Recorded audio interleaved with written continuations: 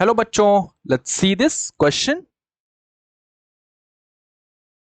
What right the role of parliament in framing and amending the laws. हमारा question हमसे कह रहा है पार्लियामेंट का रोल क्या है लॉज को फ्रेम और उन्हें अमेंड करने में. चलिए हमारा आंसर देखते हैं.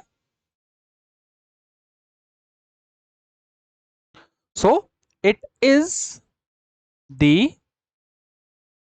Constituent power of parliament to frame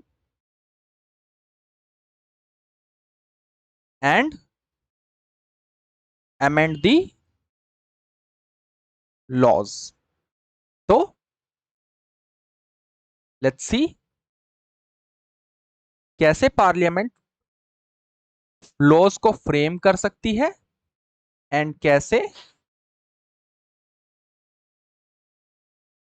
amending laws कर सकती है.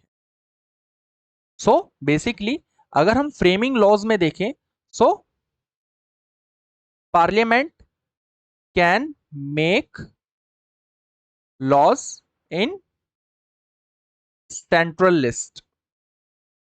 सेंट्रल लिस्ट में पार्लियामेंट कानून बना सकती है जिसके एग्जाम्पल्स होते हैं जैसे करेंसी, सिटीजनशिप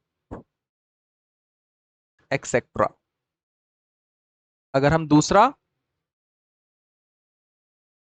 स्टेटमेंट देखें so residuary powers lies with the parliament. अवशिष्ट शक्तियां जो कि किसी भी तरह की ना ही सेंट्रल लिस्ट में, ना ही स्टेट लिस्ट में और ना ही कॉन्करेंट लिस्ट में होती हैं, वो सारी शक्तियां पार्लियामेंट के पास है लॉज बनाने के लिए. And our third statement, parliament can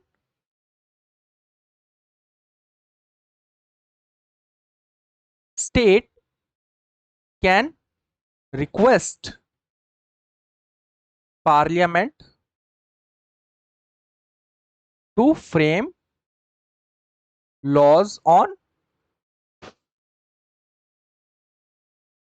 state subject. State क्या है? पार्लियामेंट से रिक्वेस्ट कर सकते हैं स्टेट सब्जेक्ट्स पर लॉज बनाने के लिए. Now let's see the amending powers of the parliament. तो article 368 of the Indian Constitution gives power to Parliament to amend the Constitution. Not fully amendment of the Constitution, but partially amendment of the Constitution with special majority. Special majority से क्या क्या amendment हो सकता है parliament constitution में? Fundamental rights, fundamental duties, directive principles of state policy and amending powers में simple amendment से भी पार्लियामेंट लॉज को अमेंड कर सकती है. Example, changing name of state. हमारी दूसरी स्टेटमेंट कह रही है parliament can not amend basic structure of the constitution.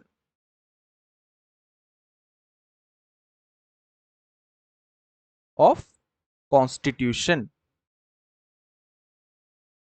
Example जैसे सेक्युलरिज्म कॉन्सेप्ट है कॉन्स्टिट्यूशन में एंड